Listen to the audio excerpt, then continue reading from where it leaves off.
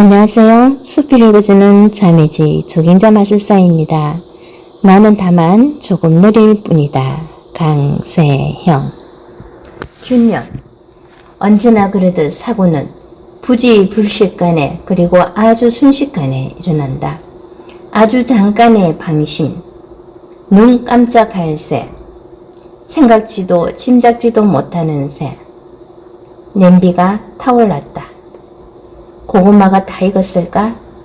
아주 방금 전 냄비 뚜껑을 열고 젓가락으로 고구마를 찔러봤다. 훅 올라온 김에 뿌여진 안경너머로 젓가락은 잘도 들어갔다. 거의 다 익었다고 생각됐지만 조금 더 푹 익히면 더 맛있겠지? 냄비 뚜껑을 도로 닫고 욕실로 들어가 시간을 때우기 위해 천천히 이를 닦았다. 그런데 욕실문을 열자마자 느껴지는 매캐한 냄새. 서둘러 달려가 가스레인지 불을 껐지만 이미 부엌은 연기로 가득했다. 이를 닦는 그 잠깐 사이에 물이 바닥나고 냄비가 타버린 것이었다. 침착하자. 레인지 후드를 켜고 고구마와 산바리를 걷어내고 냄비에 뜨거운 물을 받았다. 좀 담가뒀다 닦으면 되겠지. 그런데 쉽지 않았다.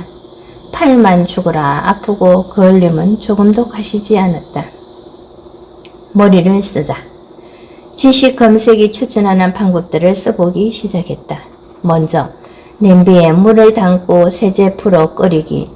그런데 끓기가 무섭게 보지직 쫙 넘쳐버렸다.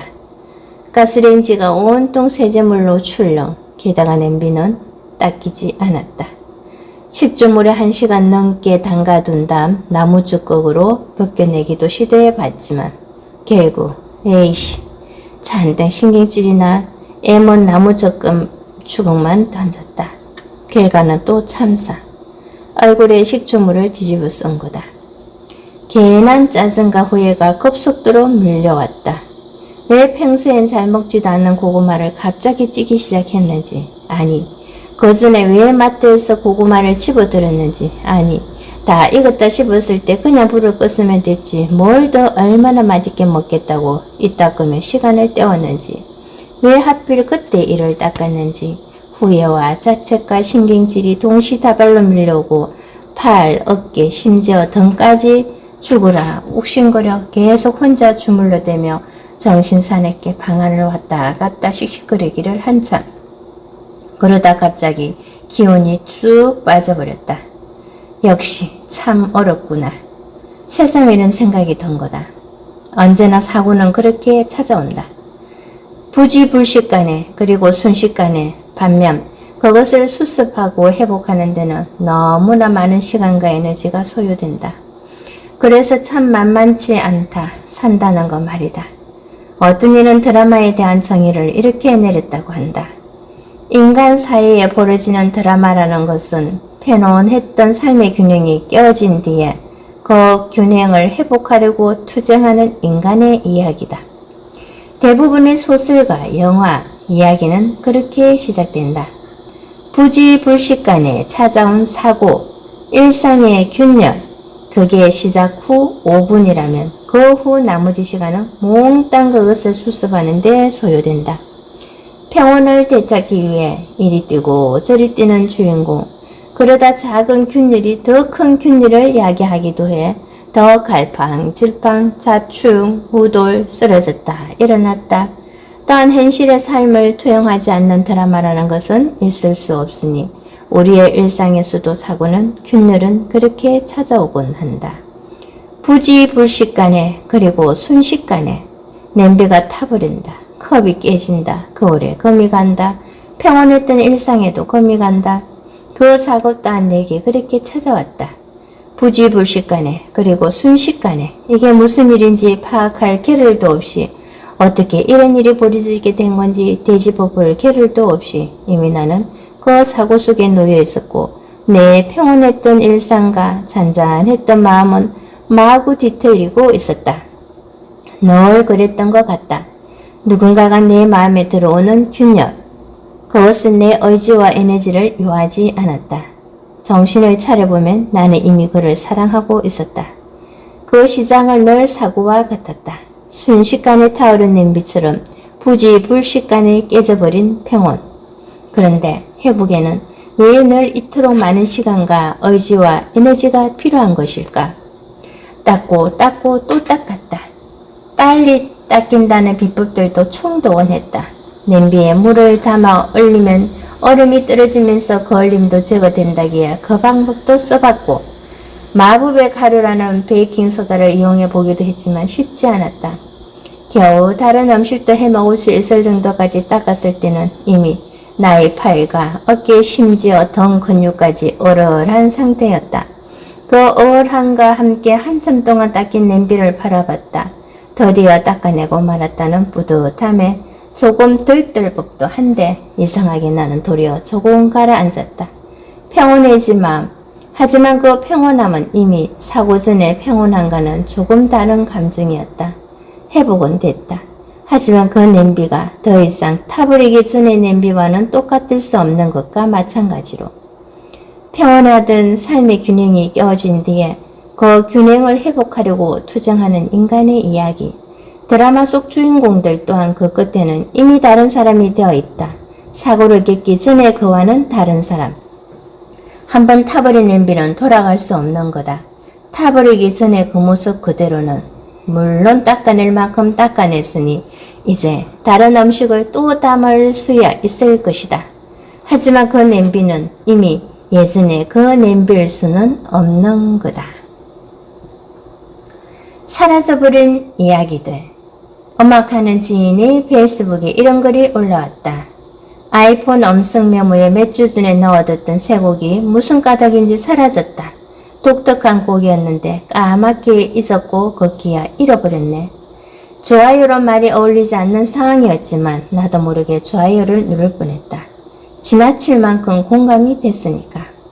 어디라도 적어두지 않으면 곧잘 잊어버리는 일이 잦아지면서 나는 여기저기 사방에 메모를 하기 시작했다. 요리를 하다가 떠오르면 포스트잇에 적어 냉장고에 붙여놓고 자다 깼어도 침대 옆에 놓인 메모지와 연필을 집어들었다. 컴퓨터 메모장과 휴대폰 메모장을 유용하게 활용하고 있으면 물론이요. 외출신 내 가방에는 언제나 수첩과 연필이 들어있다. 그런데 이런 메모의 생활에는 맹점이 있다. 안심하게 된다는 맹점, 메모가 완성된 글인 것도 아닌데 완결된 이야기인 것도 아닌데 나는 자꾸 안심을 하게 된다. 일단 적어뒀으니까 나중에 쓰지 뭐. 안심하고 미룬다. 그리고 잊어버린다. 그러다 잃어버린다. 실수나 우연 혹은 까닭을 알 수 없는 악재로 컴퓨터와 휴대폰의 메모가 날아가 버린 일은 물론 촘촘히 메모되어 있는 수첩을 통째로 잃어버린 일도 있었다.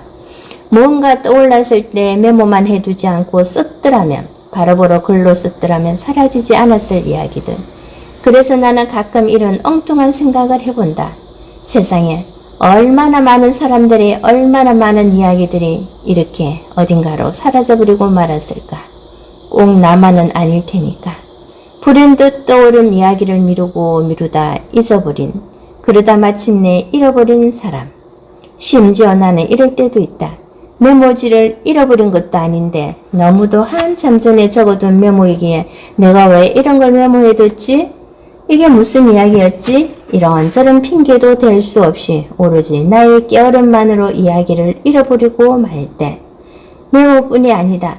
누군가에게 꼭 전했어야 할 이야기들, 나를 위해 꼭 완성했어야 할 이야기들. 또한 나는 많이 잃어버렸다. 내일 또 볼 텐데 뭐, 내일 하면 되지 뭐, 내일 생각해도 늦지 않아. 그렇게 나는 누군가를 잃었을지도 모른다. 그렇게 나는 지금 전혀 다른 삶을 살고 있는지도 모른다. 어쩌면 이 또한 나만의 일은 아닐지도 모른다. 그래서 또 엉뚱한 상상은 이어진다. 세상에 얼마나 많은 사람들이, 얼마나 많은 이야기들이 이렇게 어딘가로 사라져버리고 말았을까. 그렇게 사라져버린 이야기가 내가 좋아하는 작가의 완성되지 못한 이야기였다면, 내가 좋아하는 뮤지션의 완성되지 못한 음악이었다면, 내가 누군가에게서 꼭 듣고 싶었던 하지만 끝내 듣지 못한 이야기였다면 나는 그가 미워졌을 것 같다. 그의 깨어름을 한없이 원망하고 싶어졌을 것 같다. 어쩌면 그 이야기는 나를 감동시켰을지도 모르니까 누군가를 감동시켰을지도 모르니까. 아니, 어쩌면 그 이야기로 인해 세상은 조금 더 풍요로워졌을지도 모르니까. 그래도 나는 하지 않았어. 많은 촌철에서 여중생을 성추행했다는 혐의로 현장에서 체포된 남자는 나는 하지 않았다고 주장한다. 하지만 아무도 그의 말에 귀 기울여주지 않는다. 혐의를 인정하면 벌금형으로 바로 풀려날 수 있다. 딱지 떼는 것처럼 간단하다. 하지만 혐의를 부인하면 재판으로 넘어가기 때문에 돈도 많이 들고 시간도 많이 들고 유치장 생활도 길어질 것이다. 그러니 그냥 자백해라. 내가 안 했다고? 그래도 그냥 했다고 인정해라. 그게 간단하다. 재판은 내가 생각하는 것보다 훨씬 더 힘든 과정이다. 경찰도 검찰도 심지어 당직 변호사까지도 혐의 인정을 강권했다. 하지만 난 하지 않았다는 걸 남자의 싸움은 그렇게 시작된다. 남자와 같은 날 같은 혐의로 체포됐던 다른 셀러리맨은 그날 오후 벌금 50만 원을 내고 바로 풀려났다. 하지만 남자는 4개월 가까이 유치장에 갇힌 채 재판을 받았고 1심 판결을 받는 데만 1년이 걸렸으며 그동안 남자는 내가 하지 않은 일을 하지 않았다고 증명하는 일에 매달리느라 다른 일은 아무것도 할 수 없었다. 재판이 진행되는 과정에서도 남자는 지금이라도 그냥 혐의를 인정하고 피해자와 합의해라. 그럼 바로 끝난다는 이야기를 수없이 듣게 된다. 형사재판 유죄 선고율은 99.9%, 무죄 선고는 청건단 한 건뿐. 유죄 판결을 받아도 끽끼에 징역 3개월, 그러니 1년 넘게 지난 싸움을 이어가는 남자가 누군가에게는 어리석어 보일지도 모른다. 하지만 남자는 말했다. 그래도 나는 하지 않았어. 영아, 그래도 내가 하지 않았어. 뇌물수수 혐의로 기소됐으나 긴 싸움 끝에 결국 무죄 판결을 받아낸 국내의 한 정치인은 이런 말을 했다. 내가 한 일을 했다고 증명하라면 오히려 쉬웠을 텐데 내가 하지 않은 일을 하지 않았다고 증명해야 하는 일이었기에 무척 힘겨웠다. 과학에서도 존재하는 것을 존재한다고 증명하는 것보다 존재하지 않은 것을 존재하지 않는다고 증명하는 것이 훨씬 더 어렵다고 한다. 예를 들어 공룡의 존재는 화석 같은 증거로 증명될 수 있다. 반면 그 시절에 존재하지 않았던 생물을 존재하지 않았다고 증명하는 건 과학을 잘 모르는 내가 얼핏 생각해봐도 훨씬 더 어려운 일이겠구나 싶다. 어렵다. 존재하는 것보다 존재하지 않은 것을 증명하는 것, 일어난 일보다 일어나지 않은 일을 증명하는 것, 내가 한 일보다 내가 하지 않은 일을 증명하는 것이 더 어렵다. 그래서 아직 증명하지 못했다. 그럼 나는 그 일을 한 것으로 추정되어야 맞는가? 하지 않은 것으로 추정되어야 맞는가? 그 논란 때문에 세계 인권선언문뿐 아니라 대한민국 헌법에도 이런 원칙이 명시되어 있다. 무죄 추정의 원칙, 유죄로 최종 판정되기 전까지는 무죄로 추정돼야 한다는 것. 하지만 쉽지 않다. 오히려 현실은 유죄 추정 쪽으로 더 기울어져 있는 것만 같아 느껴질 때도 참 많으니까. 유명인이 구속 혹은 기소되면 그날의 신문은 그 사실로 도배된다. 하지만 그들이 무죄 선고를 받은 후 기사는 그 반의 반도 되지 않는다. 어떤 기사가 보도됐다. 누군가 억울하다고 정정보도를 요구한다. 하지만 정정보도는 늘 쉽지 않은 일이고 정정보도가 된다 해도 그 기사는 훨씬 더 작은 지면에 할애되며 사람들은 더 이상 그 사건에 관심이 없다. 확인되지 않은 소문, 소위 찌라시라 불리는 루머들에 대해서도 사람들은 너무도 쉽게 이렇게 말한다. 아니 땐 굴뚝에 연기 나겠어? 나도 그랬던 것 같다. 아니 땐 굴뚝에 연기 나겠어? 이 말이, 이런 생각이 얼마나 무책임하고 무서운 말인가를 직접 경험해보기 전까진 말이다. 그날도 2시간의 라디오 방송을 별 탈 없이 잘 마쳤다. 그날은 특별히 입담좋기로 유명한 A 가수가 출연해주어 유난히 웃음도 많았던 방송이었다. 나는 그 2시간 동안 한 번도 스튜디오를 벗어난 적이 없다. 그런데 몇 주 후 이상한 개소문이 들려오기 시작했다. 그날 방송에서 A 가수와 친분이 두터운 남자 가수 B가 우리 방송과 전화 연결돼 방송인 줄 모르고 A의 휴대폰으로 걸려온 전화인 줄만 알고 어떤 여자 가수와의 관계를 비방용 용어를 섞어 떠들어댔다는 것이었다. 전화 연결은 없었다. B 가수뿐 아니라 그 누구와의 전화 연결도 그날 방송에선 없었다. 하지만 소문은 무섭게 확산되어 갔고 심지어 본인이 직접 그 방송을 들었다는 사람들까지 인터넷에 수없이 등장하기 시작했다. 게다가 라디오 스튜디오에서는 휴대폰 방송 연결이 불가능하다. 오로지 스튜디오에 있는 일반 전화로만 방송 연결이 가능하다. 그런데 이런 사정을 누구보다 잘 알고 있는 방송 관계자들까지도 물어왔다. 그 소문 사실이야? 그 당시 함께 일했던 막내 작가는 친구들에게 헛소문이라고 해명하다 이런 말까지 들었다고 했다. 피디한테 교육받은 말투인데 나 또한 한 술자리에서 끝내 내 말을 믿어주려 하지 않는 선배를 만난 적이 있는데 내가 논리적으로 요목조목 설명하려 들던 나중에 노골적으로 불편한 기색을 비치며 이렇게 말했다. 그만하자. 어차피 진실이든 아니든 뭔 상관이야. 그냥 술자리에서 그 얘기로 재밌었으면 됐지. 결국 남자 갑수 B는 이 사건을 검찰에 수사 의뢰했고 조사 결과 이 루머는 한 초등학생이 장난으로 인터넷에 올린 글에서 시작된 것으로 밝혀졌다. 하지만 검찰 발표가 있은 후에도 그 수사 또한 조작이다. 업무다 말하는 사람들이 있었고 몇 년이 지난 지금 이 글을 쓰면서 검색해보니 아직도 많았다. 그 루머가 사실이라고 믿는 사람들이. 이 사건을 겪으며 나는 처음으로 이런 생각을 해보게 됐던 것 같다. 그동안 내가 너무도 쉽게 아니 땐 굴뚝에 연기 나겠어? 유죄 단정까지는 아니어도 유죄 추정으로 치부해버렸던 소문들 가운데 사실이 아니었던 것들도 얼마나 많았을까? 그로 인해 상처받았던 사람들은 또 얼마나 많았을까? 존재하지 않은 것, 일어나지 않은 일, 내가 하지 않은 일을 증명하기 위해 지금도 외로운 싸움을 하고 있는 사람들은 또 얼마나 많을까? 그런데도 나는 잠시 잊고 있었다. 10명의 죄인을 놓친다 하더라도 죄 없는 한 사람을 벌하지 말지어다. 영화, 그래도 내가 하지 않았어의 첫 하두, 까만 배경에 떠오른 그 문구에 나는 쉬이 공감하지 못했다. 그러나 2시간이 흐르고 그래도 나는 하지 않았어. 주인공의 마지막 대사가 울려 퍼진 후 다시 까맣게 변한 배경으로 떠오른 이 문구. 부디 당신이 심판받기를 원하는 그 방법으로 나를 심판해 주기를. 마음이 철렁했다. 나는 또 잊고 있었던 것이다. 일어난 일보다 일어나지 않은 일을 증명하는 것이 더 어렵다는 것. 내가 한 일보다 내가 하지 않은 일을 증명하는 것이 더 어렵다는 것.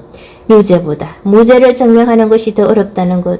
하지만 유죄보다 무죄를 증명하는 일이 어쩌면 훨씬 더 중요하다는 것. 그것을 나는 또 잊고 있었던 것이다. 아닐 땐 굴뚝에 연기 나겠어? 혹여 사람의 마음은 무죄 추정보다 유죄 추정으로 더 흘러가게 되어 있는 걸까? 너에게 흠집이 있었으면 좋겠어. 잘못이 있었으면 좋겠어. 그에 대해 떠드는 건 신나니까. 결정 없는 넌 재미있으니까. 문득 어떤 소설 속 대사가 떠오른다. 세상은 재밌어. 진실은 사람을 불편하게 만들지만 거짓말은 사람을 흥분시켜. 안 그래? 우리는 누구나 선택한 삶을 살아간다. 기본적으로는. 우리는 누구나 선택한 삶을 살아간다. 기본적으로는. 나는 그렇게 믿어왔다. 나는 종종 나를 소설가로 소개하며 자기가 원하는 일을 할 수 있으니 행복하겠다고 부러워하는 회사원이나 주부들을 자주 만난다. 그때마다 나는 심히 의심스럽다. 한 분은 자사에 대한 자부심이 온건한 어떤 대기업 직원이 나에게 저도 대학 때 문예 동아리 활동을 열심히 하던 소설가 지망생이었어요. 이제는 이렇게 평범한 셀러리맨이 되었지만 이라고 말한 적이 있는데 나는 이 말이 나의 진짜 꿈은 한때 나도 소설가 지망생이었던 적이 있지 하고 말할 줄 아는 셀러리맨. 그래서 낭만성까지 갖춘 듯한 그러나 어쨌든 경제적으로 안정된 대기업 충성 셀러리맨이 되는 것이었습니다. 라는 소리로 들렸다. 그래서 이 글을 처음 접했을 때 통쾌하면서도 한편 뜨끔한 마음이 들었다. 라디오 작가로 일하면서 나 또한 부럽다는 말을 많이 들었다. 하지만 그들 대부분은 이 직업의 고충에 대해서 궁금해하지도 들으려 하지도 않았다. 한편 나 또한 늘 방송 원고가 아닌 다른 글을 꿈꿨다. 하지만 어쨌든 매달 월급이 들어오는 직업을 포기하기란 쉽지 않았다. 그래서 더 우리는 누구나 선택한 삶을 살아간다. 기본적으로는 나는 그렇게 믿어왔다. 누군가를 부럽다 말하기 전에 노력해봤는가? 지금의 나, 지금의 내 생활을 바꿔보려 노력해봤는가? 머리로만 말고 실천에 노력해봤는가? 정말 최선을 다해. 너무 쉽게 불평하고 포기하고 타인의 삶을 부럽다 말하는 사람들을 보면 그런 의문이 들었다. 하지만 나 또한 사람인지라 나와 출발선 자체가 다른 사람들을 볼 때면 억울한 마음이 들기도 했다. 내가 100걸음 달려야 겨우 누릴 수 있는 것들을 한두 걸음이면 누릴 수 있는 사람들이 전혀 부럽지 않았다면 거짓말. 그래도 나는 그런 불평도 일단 100걸음을 더 다 달린 다음에나 할 수 있는 것. 그래야 개인한 투정으로 비치지 않을 것이라 생각했다. 그런데 나는 어쩌면 조금 오만했던 걸지도 모르겠다. 죽을 만큼 노력해서 이룰 수 없는 것은 없다는 것은 어쩌면 내가 노력만 하면 이루지 못할 것은 없다라는 아직 젊은, 아니 아직 어린, 그래서 오만했기에 가능했던 생각이었는지도 모르겠다. 너무 힘들었으니까. 내가 아무리 노력해도 어쩔 수 없는 것, 내가 나로 태어난 이상 어찌할 방법이 없는 것도 세상에 분명 존재한다는 것이 힘들었다. 아무리 열심히 아무리 착하게 살아도 찾아오는 재앙이 있다는 것, 피할 수도 막을 수도 없는 거저 맨몸으로 받아낼 수밖에 없는 재앙이라 표현할 수밖에 없는 일도 세상에 분명 존재하고 그것이 내게도 찾아올 수 있다는 사실 앞에서 나는 지나칠 만큼 희청이었다. 선택의 여지 따위는 없다는 것이 평생 해독제를 찾아 헤맸으나 처음부터 해독제 따위는 없었다는 것을 알게 된 듯 허탈했고 그 허탈함 안에서 나는 삶의 의미를 찾을 수 없어 끙끙거렸다. 우리는 누구나 선택한 삶을 살아간다고? 내가 헛소리하면서 살았구나. 인생은 그저 랜덤일 뿐이었는데 나의 의지나 노력 따위와는 상관없이 랜덤으로 축복과 재앙이 배정되는데 더 나은 사람이 되겠다 치열하게 사는 게 도대체 무슨 의미가 있을까? 그런데 그렇게 끙끙거리던 어느 날 멍하니 드라마만 보고 있던 내게 불쑥 찾아와 준 말이 있었다. 제가 바꿀 수 없는 것들을 인정할 수 있는 평온을 주옵시고 제가 바꿀 수 있는 것들을 바꿀 수 있는 용기를 주옵시고 그 둘을 분간할 수 있는 지혜를 주옵소서. 드라마 스토리와는 아무 상관없이 BGM처럼 흘러가던 엑스트라들의 기도문이었다. 나는 그 장면을 몇 번이나 돌려 다시 봤다. 그 안에 내가 지금껏 찾지 못하고 있던 답이 있었으니까. 세상에는 내가 바꿀 수 없는 것들도 존재한다. 내게 찾아온 불행 앞에서 나는 그것을 배웠다. 하지만 나는 아직 내가 바꿀 수 없는 것들과 내가 바꿀 수 있는 것들을 분간할 수 있는 지혜는 생각조차 못하고 있었던 것 같다. 내가 바꿀 수 없는 것들만 원망하느라 바빠서 내게 선택권이 없는 것들만 바라보며 자기 연민 떨어내느라 바빠서 나는 특정 종교에 대한 신앙을 가진 사람은 아니지만 그 기도문만은 꽤 오랫동안 마음에 품게 될 것 같다. 내가 바꿀 수 없는 것들을 인정할 수 있는 사람, 내가 바꿀 수 있는 것들을 바꿀 수 있는 용기 있는 사람, 그리고 무엇보다 그 둘을 분간할 수 있는 지혜로운 사람, 나는 그런 사람이 되고 싶다. 우리는 누구나 선택한 삶을 살아간다. 기본적으로는. 단 세상에는 내가 바꿀 수 없는 것, 내게 선택권이 없는 것도 존재한다. 그렇다고 내가 바꿀 수 있는 것조차 다 바꾸지 못하고 살아가면서 내가 바꿀 수 없는 것들만 원망하며 사는 바보가 되지 않기를 나는 그런 조금 더 지혜로운 사람이 되고 싶다.